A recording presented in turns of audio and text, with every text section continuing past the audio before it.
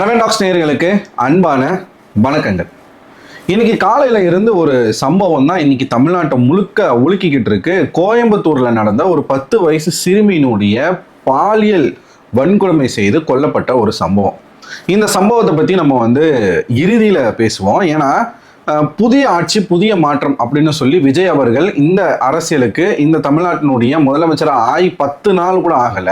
இந்த 10 நாட்கள்ல தாவேகாவினர் மீது வழக்குகள், இந்த தாவேகா தொண்டர்கள், எம்எல்ஏக்கள், மாவட்ட செயலாளர்கள், நான் நிர்வாகின்னு சொல்லிட்டு எத்தனை பேர் எவ்வளவு விஷயங்கள் பண்ணிக்கிட்டு இருக்காங்க அப்படிங்கிற ஒரு செய்திகள் ஒரு பக்கம் வந்துகிட்டு இருக்கு. இன்னொரு பக்கம் என்ன மாதிரியான ஃபேக்கான நரேட்டிவ்ஸ் இவங்க செட் பண்ணிக்கிட்டு இருக்காங்க அப்படிங்கிற செய்தி இன்னொரு பக்கம் வந்துகிட்டு இருக்கு. அதாவது இதுக்கு முன்பு நடந்த ஆட்சிகளில் செய்யப்பட்ட விஷயங்கள், மக்களுக்கு பல விஷயங்கள் தெரியாத விஷயங்கள் எல்லாமே பெயர் மாற்றம் பண்ணி நாங்கள் தான் புதுசாக இதை கொண்டு வந்திருக்கோம். உதாரணத்துக்கு இவ்வளவு தற்குறிகளா இருப்பாங்க அப்படிங்கிறது நமக்கு தெரிஞ்சிருச்சு. இத்தனை மக்கள் தற்குறிகளா இருக்காங்கன்றது நமக்கு தெரியுது. இவ்வளவு தற்குறியா இருப்பாங்க அப்படிங்கிறது நமக்கு தெரியாம போச்சு. முதல் பெண் அமைச்சரை தாவேகா தான் முதல்ல தமிழ்நாட்டுக்குள்ள கொண்டு வந்திருக்கு அப்படின்னு ஒரு பேச்சு. ஜெயலலிதா யாரு? கருணாநிதியுடைய ஆட்சியில எத்தனையோ பெண் அமைச்சர்கள் இருந்திருக்காங்க. ஜெயலலிதா அவர்களுடைய ஆட்சியில எத்தனையோ பெண், ஜெயலலிதா அவர்களே முதலமைச்சராக 4-5 வாட்டி இருந்திருக்காங்க. அப்ப அவங்க யாரு அப்படின்னு கொஞ்சம் கூட நம்ம யோசிக்கலையா? இது ஒரு பக்கம். இன்னொரு பக்கம் தொடர் குற்ற சம்பவங்கள், குறிப்பா பெண்கள் மீது நடக்கக்கூடிய குற்ற சம்பவங்கள் 10 நாட்கள்ல எத்தனை கேஸ் ரெஜிஸ்டர் ஆயிருக்கு அப்படிங்கிற ஒரு விஷயங்களை நீங்க பார்க்கலாம். இங்க நான் இருக்கிற பகுதியில காசிமேட்ல தாவேகா கட்சி சார்ந்த ஒரு வட்ட செயலாளர் அந்த வீட்டு பக்கத்துல இருக்கக்கூடிய ஒரு சின்ன பொண்ணு மேல பாலியல் ரீதியான சீண்டல் பண்ணி கைதாயிருக்காரு. எலெக்ஷன் அன்னைக்கு, எலெக்ஷனுக்கு முன்னாடி, எலெக்ஷன் முடிஞ்ச ரிசல்ட்லாம் வந்த பிறகு. ஸோ இப்படி ஒரு பக்கம் இருக்குதா, இதை பற்றி நம்ம பின்னாடி பேசுவோம். அதுக்கு முன்னாடி யூடியூப் அப்படிங்கிற ஒரு தளம் நம்மளுடைய இப்போ இன்ஸ்டாகிராம் எப்படி இருக்குதோ அதே மாதிரி யூடியூப் கிரியேட்டர்ஸ்னு சொல்லக்கூடிய பல பேரை வாழ வச்சுக்கிட்டு இருக்கக்கூடிய ஒரு தளம். என்னையும் வாழ வச்சுக்கிட்டு இருக்கு. அப்படின்னும் போது இந்த யூடியூப்ல நடக்கக்கூடிய சில அட்டூழியங்களை நான் பற்றி பேசி தான் ஆகணும், வேற வழி கிடையாது. இந்த யூடியூபை பெரியவங்கள்ல இருந்து சின்னவங்க வரைக்கும், அதாவது கிராமத்துல, கடைக்கோடி கிராமத்துல இருந்து சிட்டியில வாழ்ற வரைக்கும் அத்தனை பேரும் பயன்படுத்துறாங்க. யூடியூபா இருக்கட்டும், ஃபேஸ்புக்கா இருக்கட்டும். இந்த யூடியூப் இது யூடியூப் தானா, இல்லை இது கொஞ்சம் கொஞ்சமா இது ஒரு பான் டியூபா மாறிக்கிட்டு இருக்கா?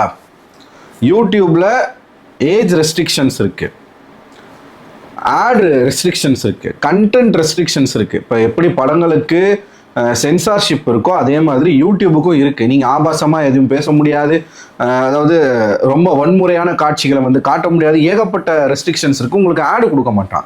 அப்படி இருக்கும்போது நான் சும்மா உட்காந்து யூடியூப் ரீல்ஸ் பார்த்துட்டு இருந்தேன், வீடியோஸ் எல்லாம் பார்த்துட்டு இருந்தேன். பார்த்துட்டு இருக்கும்போது சடனாக ஒரு லைவ் வீடியோ, ரீல்ஸ் நம்ம ஸ்வைப் பண்ணி பார்த்துட்டே, இப்போ ஷார்ட்ஸ் ஸ்வைப் பண்ணி பார்த்துட்டே இருக்கோம்னா சடனாக ஒரு ஒரு லைவ். யார் அந்த லைவ்ல வராங்க அப்படின்னு பார்த்தீங்கன்னா, தமிழ்நாட்டுக்கே பிரபலமான திருச்சி சாதனா அவர்களுடைய ஒரு லைவ். அந்த லைவ் வருது. அந்த லைவ்ல நிறைய பேர் டக்கு டக்கு டக்கு டக்கு டக்குன்னு மெசேஜ் அனுப்பிட்டு இருக்காங்க. என்னதாண்டா இங்க பேசிக்கிட்டு இருக்காங்க.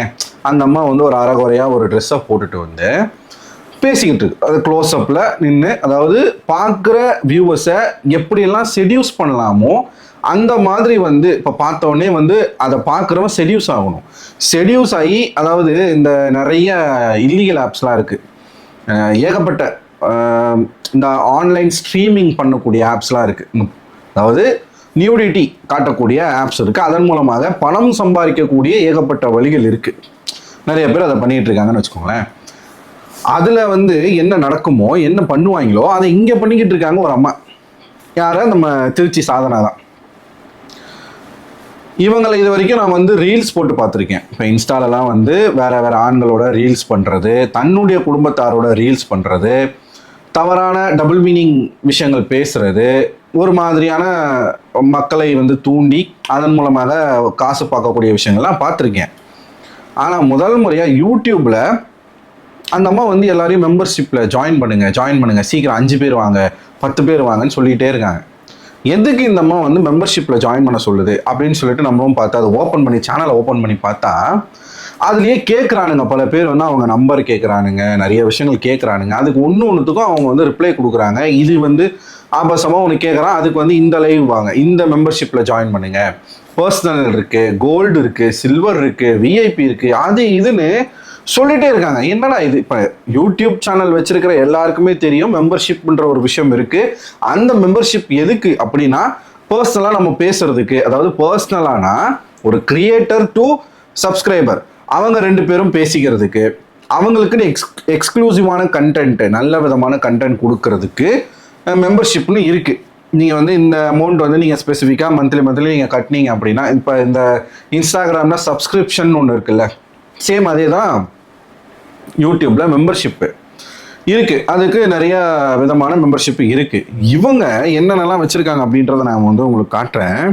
அதாவது நார்மல் மெம்பர்ஷிப்பு 599 ரூபா, 600 ரூபா, ஓகேவா? இவங்களோட வெரைட்டியான மெம்பர்ஷிப். இதெல்லாம் நான் ஏன் சொல்கிறேன் அப்படிங்கிறதுக்கும், இதை பற்றி நான் ஏன் பேசுகிறேன் அப்படிங்கிறதுக்கும் நான் பின்னாடி வரேன். முன்னாடி சொல்லிட்டோமா, நார்மல் மெம்பர்ஷிப்பு 600, கோல்டன் ஹாட் லைவ்னு ஒரு மெம்பர்ஷிப் வச்சுருக்காங்க, அது 1200, அது ₹1 கம்மி. அடுத்து பார்த்தீங்கன்னா level 1, level 2 gold hot live. மூணாவது லெவல் வந்து விஐபி லைவு, அதுக்கு 4000 ரூபாய் மாதத்துக்கு 4000 ரூபாய். அடுத்து லெவல் 4 சில்வர் பேக்கேஜை பாருங்கள், 8000 ரூபாய் மாதத்துக்கு, அது ₹1 கம்மி. லெவல் 5 பர்சனல் லைவ் விலையை கேட்டிங்கன்னா ஆடி போயிருவீங்க, 12000 ரூபாய் மாதத்துக்கு. அடுத்து கடைசி லெவல், அதாவது இதுதான் உச்சக்கட்டத்தை அடையிறதுக்கு சாட்டிஸ்ஃபைடு லைவ், அதுக்கு எவ்வளோடா மாதம்? இதெல்லாம் உங்களுக்கு நான் வந்து ஸ்க்ரீனில் காட்டுறேன். எவ்வளோடா மாதம் அப்படின்னு பார்த்தீங்கன்னா 16000 ரூபாய் மாதத்துக்கு. அதாவது சாதனா அவர்கள் என்ன பண்ணுறாங்க அப்படின்னா, இந்த யூடியூப் அப்படிங்கிற இந்த ஒரு பல பேரை வாழ வச்சுக்கிட்டு இருக்க ஒரு நல்ல ஒரு தளம், இதை எப்படி பயன்படுத்தணும், எவனும் பார்ப்பான் இல்லையா, எங்கெங்கேருந்தோ பார்ப்பானுங்க. இவங்க இவ்வளவு ரூபாய் கட்டினீங்கன்னா, இப்போ நீங்கள் வந்து இந்த சாட்டிஸ்ஃபைடு லைவுக்கு நீங்கள் மாதம் இந்த அமௌண்ட்டை நீங்கள் கட்டுறீங்கன்னா, உங்களை சாட்டிஸ்ஃபைட் பண்ணுறதுக்கு அவங்க என்னெல்லாம் பண்ணுவாங்களோ அது எல்லாமே அந்த வீடியோவில் இருக்கும், லைவில் இருக்கும், நீங்கள் அதை பார்த்துக்கலாம். இப்படி ஒவ்வொரு விஷயத்துக்கும் நீங்கள் வேணும் அப்படின்னா, இப்போ சில்வர்னா அதுக்கேற்ற மாதிரி காட்டுவாங்க போல், அப்படிதான் பேசி அவனை ஒரு வழி கிடையாது. சாட்டிஸ்ஃபைட் லைவ்னா அதுக்கேற்ற மாதிரி காட்டுவாங்க போல, விஐபி லைவ்னா அதுக்கேற்ற மாதிரி காட்டுவாங்க போல. இதுலேயே பல பேர் வந்து பர்சனல் மீட்டிங்க்கெல்லாம் நம்பர் கேட்குறானுங்க. இந்த அம்மாவும் நம்பர் கொடுக்குது, கால் பண்ணுறானுங்க, பேசுகிறாங்க. இது நான் உட்காந்து பார்த்தேன், சீரியஸாக பார்த்தேன், ஓப்பனாக சொல்கிறேன், நான் பார்த்தேன். ஏன் அப்படின்னா, இதுக்கு பின்னாடி நடக்கிற இந்த மணி, இந்த பணம் அப்படிங்கிற ஒரு விஷயத்த அவங்க சம்பாதிக்கிறதுக்காக பார்க்குற ஆடியன்ஸை எந்த அளவுக்கு அவன் மைண்டை வந்து, இப்போ இதெல்லாம் இருக்குது, இப்போ பான் வெப்சைட்ஸ் இருக்குது, இங்கேயே தமிழ்நாட்டிலேயே ப்ராஸ்டியூட் பண்ணக்கூடிய பல இடங்கள் இருக்குது, ஸ்பான்ற பேரில் பல இடங்களில் ப்ராஸ்டியூட் பண்ணிட்டு இருக்காங்க, எல்லாமே இருக்குது, நம்ம இல்லைன்னு சொல்ல முடியாது. இந்த திருச்சி சாதனா அப்படிங்கிற ஒரு நபர் யார்? முதல்ல வந்து அவங்க வந்து ஒரு செலிபிரிட்டி, அப்படி தானே வந்தாங்க, ஒரு செலிபிரிட்டியாக தானே வாழ்க்கை ஆரம்பித்தாங்க. இந்த இன்ஃப்ளூயன்சராக இருக்கிற, இந்த செலிபிரிட்டி அந்தஸ்தில் இருக்கிற இவங்கெல்லாம், இந்த மொகர கட்டையெல்லாம் பட ப்ரொமோஷனுக்கு போகுது. இந்த மாதிரியான பொம்பளைங்களை நீங்கள் படத்துக்கு ப்ரொமோஷனுக்கு கூப்பிட்றீங்கன்னா, நீங்கள் என்ன மைண்ட் செட்டு உங்கள் மைண்டில் அந்த பொம்பளை பற்றி பொம்பளைன்னு நான் கடுமையான வார்த்தை பயன்படுத்துறதுக்கு நான் மன்னிப்பு கேட்க விரும்பலை. இவங்களெல்லாம் இப்படி தான் பேசியாகும். இவங்க இந்த ஒரு பொண்ணு ஒரு பொண்ணுன்னு சொல்ல முடியாது, ஒரு ஆன்டி தான், அது காணா போச்சு இப்போ, ஐயோ கார்த்தின்னு சொல்லி திவ்யா கலச்சி, அது இப்படி பல பேர், இந்த ரவுடி பேபி சூர்யா, இந்த மாதிரியான ஆட்கள், இந்த மாதிரியான விஷயங்களை நீங்கள் ரவுடி பேபி சூர்யா கூட நான் இந்த மாதிரி பண்ணி பார்க்கல, பேக்கேஜாக போட்டு நான் பார்க்கல. அவங்க வந்து எப்படின்னா அந்த கள்ளக்காதல் அப்படி வந்து வீடியோஸ் போட்டுட்ருப்பாங்க. இது எக்ஸ்ட்ரீமாக போயிட்டு நான் உங்களுக்கு இதை காட்டுறேன், இதை காட்டணுன்னா இந்த அமௌண்ட்டை நீங்கள் வந்து அதையும் கட்டி பார்க்குறானுங்க. அங்கே தான் நான் ஷாக்கு. அப்போ இவங்க சம்பாதிக்கணுன்றதுக்காக இவங்க வந்து மற்றவனுடைய உணர்ச்சியை தூண்டி விட்டு அவங்ககிட்ட அந்த பணத்தை பறித்து, இந்த பணத்தை நீங்கள் பறிக்கிறதோட தாண்டி அதை பார்க்குறான் ஒருத்தன். இப்போ அவனால் வந்து சாதனாவை வந்து அடைய முடியுமானா அடைய முடியாது, சாதனாவை தொட முடியாது. அவன் நேராக எங்கே போகிறான்? வலிமை இல்லாத எங்கே வந்து வாய்ப்பு கிடைக்குமோ அங்கே போகிறான், குடிச்சிட்டு நேராக அங்கே போகிறான், சின்ன பிள்ளைகள் மேலே கை வைக்கிறான், ரோட்டில் படுத்து தூங்குறவங்க மேலே கை வைக்கிறான். இன்றைக்கி அப்படிப்பட்ட ஒரு சம்பவம் தான் கோயம்புத்தூரில் நடந்திருக்கு. நீங்கள் எத்தனை பேர் இந்த மாதிரியான இல்லீகலான விஷயங்கள், அதாவது தவறான விஷயங்களுக்கு நீங்கள் தூண்டுறீங்க? சோஷியலி ரெஸ்பான்சிபிளாக இருக்கணும் அப்படிங்கிறது உங்களுக்கு மண்டையில் இருக்குதா இல்லையா? யூடியூப்லேயே நீங்கள் இந்த மாதிரி அவலம் பண்ணிக்கிட்டு இருக்கீங்க அப்படின்னா, யூடியூப்பில் எவ்வளவோ ரெஸ்ட்ரிக்ஷன்ஸ் இருக்குது, அது இருந்துமே நீங்கள் இந்த மாதிரி பண்ணிக்கிட்டு இருக்கீங்க அப்படின்னா உங்களுக்கு தான் தெரியாதா? உங்களுக்கு வந்து உங்களை சுற்றி பெண்களே இல்லையா, உங்களுக்கு பசங்க இல்லையா, உங்களுக்கு ஒரு பெண் குழந்தை இருந்தால் அந்த மாதிரி செய்வீங்களா? எனக்கு இவ்வளோ கேள்விகள் ஓடுது. சமுதாயத்தில் பொறுப்புணர்வோட ஏற்கனவே நம்மளோட பேர் நாரி போயிருக்கு. சமுதாயத்தில் பொறுப்புணர்வோட இருக்க வேண்டிய ஆட்கள் நீங்கள் இந்த மாதிரி வந்து பேக்கேஜ் போட்டு, இங்கே பாருங்க, பேக்கேஜை போட்டு நீங்கள் இந்த மாதிரி வந்து ஒவ்வொரு விஷயங்கள் நீங்கள் பண்ணிக்கிட்டு இருக்கீங்க அப்படின்னா இது என்னங்க இது? யூடியூப் எப்படி இதை அனுமதிக்குதுன்னு எனக்கு புரியல. இன்ஸ்டாகிராமில் சப்ஸ்கிரிப்ஷன்ற பேரில் ஒரு கூத்து நடக்குது, அது ஒரு பக்கம் அது நடக்குது அப்படின்னு பார்த்தீங்கன்னா, அங்கே நீங்கள் எப்படி வந்து சொசைட்டியை ஃபேஸ் பண்ணுறீங்க? எதை வச்சு நீங்கள் வந்து வெளியில் வந்து 4 நல்ல விஷயங்களை பேசுவீங்க? கேவலமாக இருக்குது. சரி, இவங்க மட்டும்தானா? இப்போ நீங்கள் அந்த லைவை ஒன்றும் இல்லை, நான் சொல்கிறதுல உங்களுக்கு மாறுபட்ட கருத்து இருந்தால் நீங்கள் போய் பாருங்கள், எக்ஸ்பீரியன்ஸ் ஆகும், பண்ணுங்கள், எக்ஸ்பீரியன்ஸ் பண்ணுங்கள். போய் பார்த்துட்டு இவங்க மட்டும்தான் அந்த மாதிரி பண்ணிக்கிட்டு இருக்காங்களா அப்படின்னு பார்த்தீங்கன்னா, அந்த லைவ் நீங்கள் ஸ்வைப் பண்ணீங்கன்னு வச்சுக்கோங்களேன், இவங்கள மாதிரி 100 பேர் வராங்க. 100 பேர் வராங்க, இதே மாதிரி லைவை போட்டு மெம்பர்ஷிப் ஆகுங்க, இதை வந்து காசை கட்டுங்க அப்படின்னு சொல்லி பேசிக்கிட்டு இருக்காங்க. இதை பார்க்குறவனுக்கு அவனுக்காச்சும் அறிவு இல்லையாடா? டே, இதுக்கெல்லாமடா காசை கட்டி போய் பார்த்துட்டு இருப்பீங்க?